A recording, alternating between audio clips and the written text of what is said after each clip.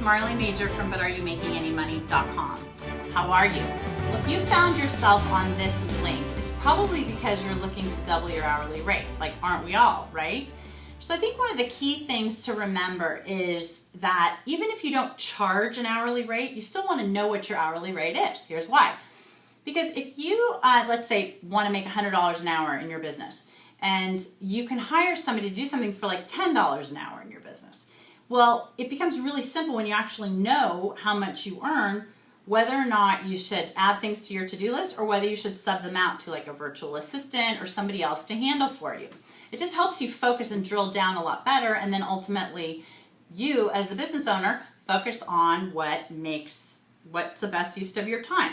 So the whole thing with this came when about 20 years ago I started in the restaurant business, and I was fresh out of Georgetown's business school. And I definitely had spent 4 years learning accounting and finance and profit and loss statements and balance sheets and everything else. And you would think that I would have been able to leave there and just like take the bull by the horns and be making a fortune like my friends who are working for the hedge funds. Well, that didn't happen. And for me, it was a big disconnect between what I had learned and what I knew I needed to do and what I actually did in my own business. So some of you might be in the same boat. And what I found, at least, was I was trying to chase this sales number, and the more I tried to increase my sales without focusing on my profit, the harder it got. I just never seemed to have that money in my bank account. So what I decided to do is try to figure out how can I basically make more money? Because if I'm working all the time, why don't I have anything to show for it? So what I did was I came up with a system to really track my hourly rate. And I know you might even be saying like, listen, I don't charge hourly, I charge a percentage or a flat fee, or I have a product-based business. It doesn't matter. It's still so much easier to know what your hourly rate currently is and what it should be. So I call this my McDonald's moment, because when I graduated from school and was having so many problems in my business and couldn't figure out why I couldn't make more money, the challenge was that I just wasn't spending my time efficiently. And so when I did my own hourly rate, I was making less than $5 an hour. So I promise no matter what you end up with in this exercise, it's probably going to be better than $5 an hour. And if it isn't, don't worry, we're still going to show you how to double or triple it. So what I did was I created a little case study here for you. And you'll notice that this is like super simple, super quick and dirty. So why is it simple and quick and dirty? Because I think so many times in business we get really caught up with creating spreadsheets and shooting fancy videos and all that stuff. Forget it, it's really, really simple. And I would much rather have you just kind of jump in and be part of the process and actually get this stuff done than worry about fancy spreadsheets. Okay, so make sure that you take a look at this. So what I've got here is a little example of Julia the graphic artist. And Julia is going to design business cards and letterhead and everything for her client Stanley. Okay, so I then set an arbitrary amount of, let's say, $10,000 in revenue. So let's say Julia is charging Stanley $10,000 in revenue.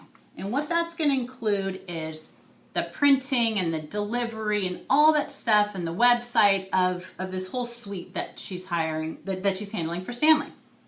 So you probably just say, okay, listen, you have $10,000 coming in, and less your expenses, your cost of goods sold, which would be the printing of the envelopes, who else you've subbed the project to, somebody that's coding the website, et cetera, et cetera.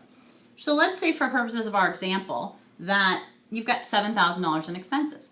So you should have $3,000 in your bank account, right? After overhead or whatever. But I could not figure out why I didn't have the $3,000 in my bank account. In fact, like my bank account was overdrawn.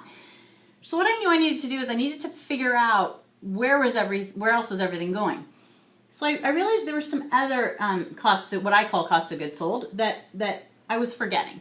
Small stuff like shipping, like couriers, like going out for a cappuccino or taking my client out for lunch to get them to sign a proposal, or just errands, parking in their building, all that kind of stuff that just added up and added up.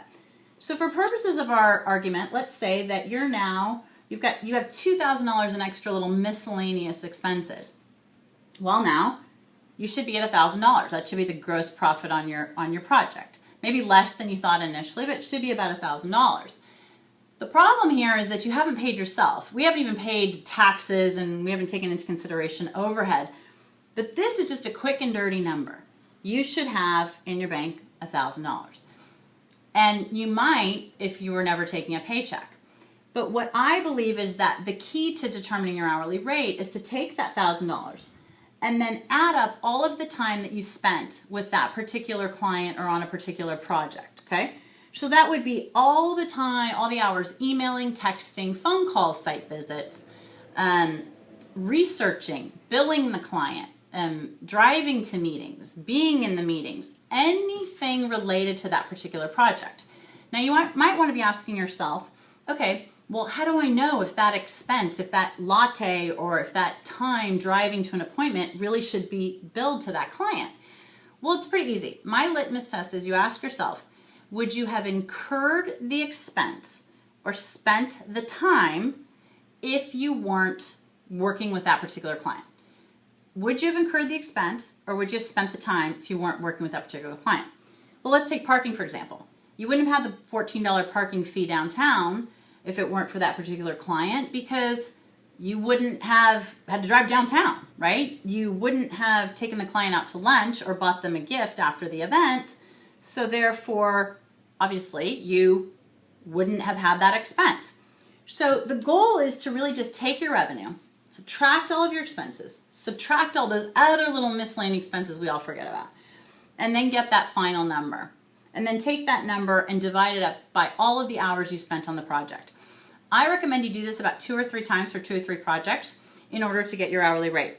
So in this case, if you see that you divide those 200 hours into that $1,000, that's how I get the $5 an hour rate. And I have done this with people that are, it's even worse actually than $5 an hour. But the point is there's hope. In fact, if you want, I can give you my whole little spreadsheet that I created with formulas and all that stuff. I did it in Excel.